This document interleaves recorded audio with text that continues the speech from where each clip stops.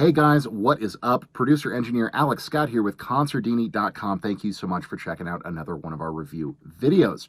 Today we are looking at one of my absolute favorite plugins that I have and use all the time. This is McDSP Futzbox.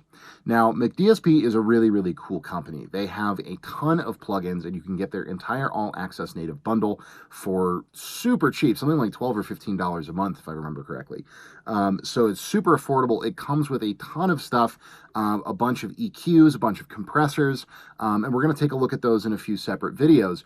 But McDSP is not a company that really clones or recreates any particular super famous vintage pieces of gear. They do have some units that kind of do that in their kind of more vintage style EQs and compressors, but they really just have, most of their plugins are their own design, their own approaches to whatever they're trying to do, and they sound really, really great. A lot of them are really great for more kind of technical modern applications. That's generally where I tend to use them, but we're not looking at anything boring like an EQ or a compressor today. No.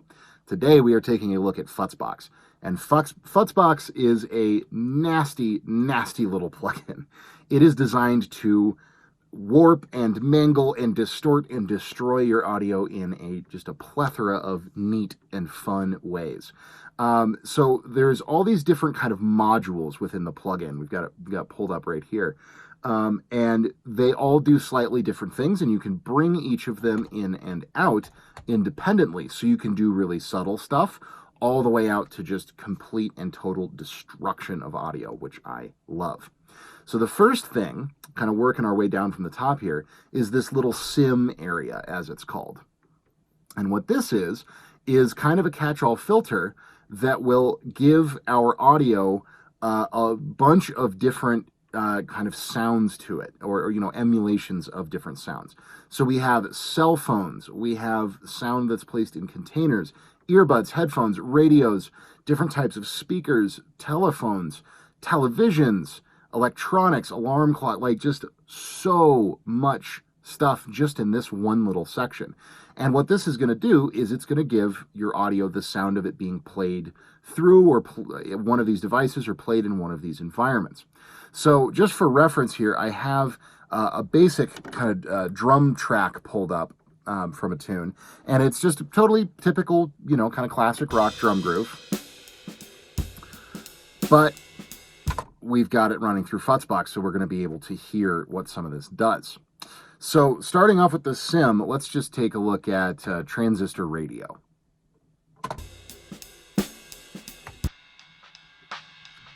Boom.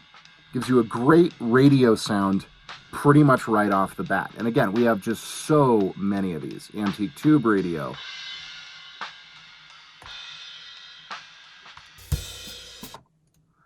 We've got, let's see here, tube radios, alarm clocks, megaphones, boom boxes, intercoms, just so much crazy stuff in here.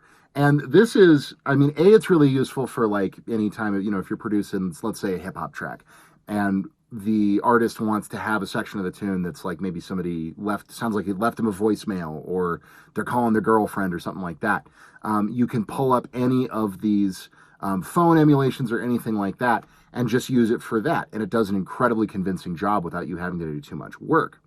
Now, another great use for this, and something I've used it for sure, is doing sound design or Foley for like TV or film. So let's say you have a character on screen and they get a call on an iPhone. Well, you can use this awesome cell phone, which you can see right there. It's a picture of an iPhone. And that is going to give you the sound of it being played through an iPhone earset speaker. Or let's say that character is, instead of being wealthy and having an iPhone, they're homeless. So maybe they have a broken cell phone. We can do that to it. Maybe they have just a super cheap, basic old, you know, Nokia phone or something.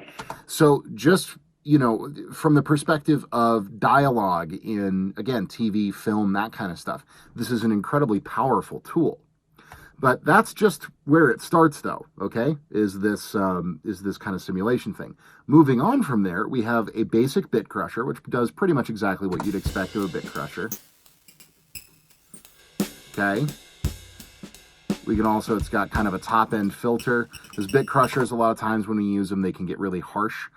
So that helps to combat that. And then, of course, bit rate. We then have a pair of filters that would make a Moog blush. Adjustable Q, obviously, of course. But we also have 12 or 24 dB options. So we can do anything from just like a really basic, you know, high pass or low pass filter, all the way out to like a super crazy,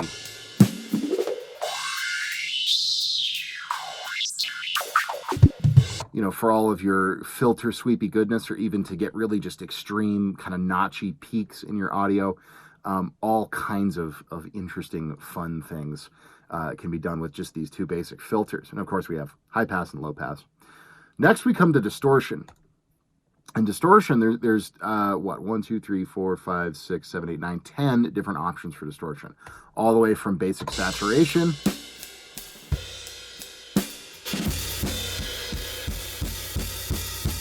which, you know, you can dial just a little bit in of, and it'll be a little bit more subtle, like a light fuzz, all the way out to like nuke. Oh, let's see here.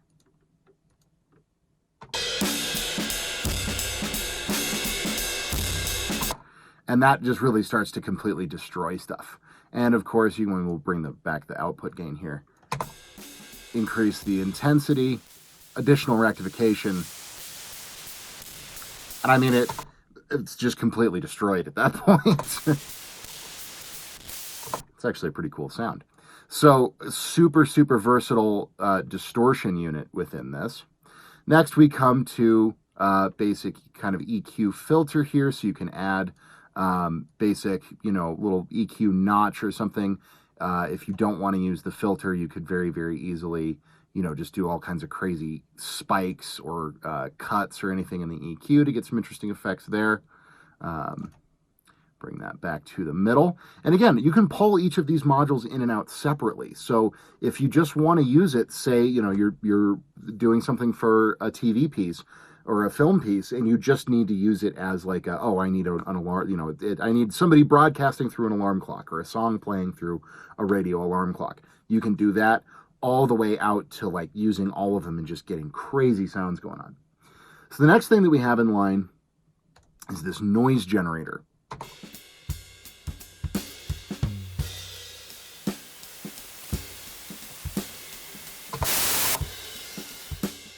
Which is pretty much just a true white noise generator. I do kind of wish they had included the option here for pink noise or maybe some other flavors of noise.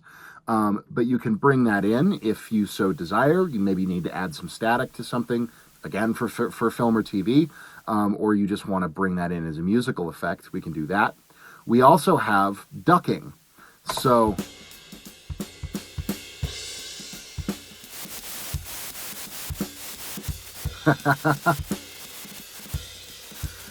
if you want the noise to duck in and out around a musical signal, maybe to simulate like a radio station coming in and out, something like that, we can do that here. We can also, of course, do filters to our noise to isolate certain spectrums within the noise. Super, super useful and very configurable. Again, kind of wish they'd included white or pink, or you know, pink noise, or you know, any of the other various red noise, whatever all that stuff is, just so you had some different textures to work with. But you can get a lot done with these filters as well. And then finally, we have a pretty all-inclusive gate, which, you know, of course, acts basically exactly like you would expect a gate to. And all of your normal gating options. But you can really get some incredibly creative stuff going on when you start using all of these modules in conjunction, as I'm sure you guys can tell already. And rather than sitting here with fiddling with them, we do have a ton of really, really great presets. So like, excuse me, I use Duck in the Rain all the time. I think is very, very, very cool. Because it can take really big complex signals and turn into this really interesting, echoey kind of a thing.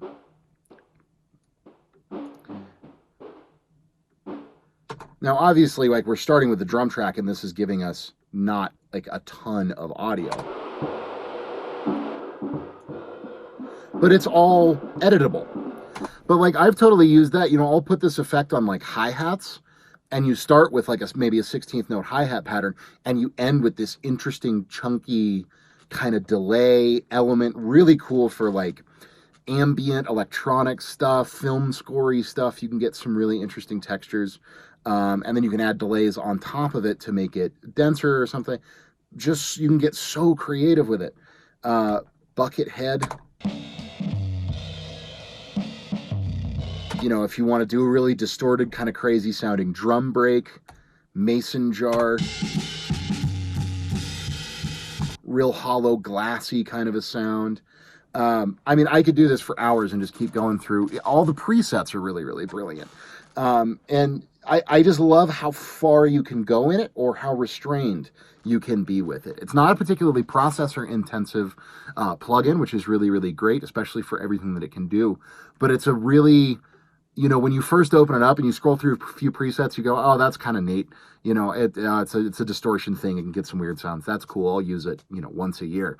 But then you actually start to look at these different elements and go, wow, just as a standalone filter, this thing actually, you know, if I just need to high pass something and, you know, don't want to reach for another plugin for one reason or another, it's a great filter.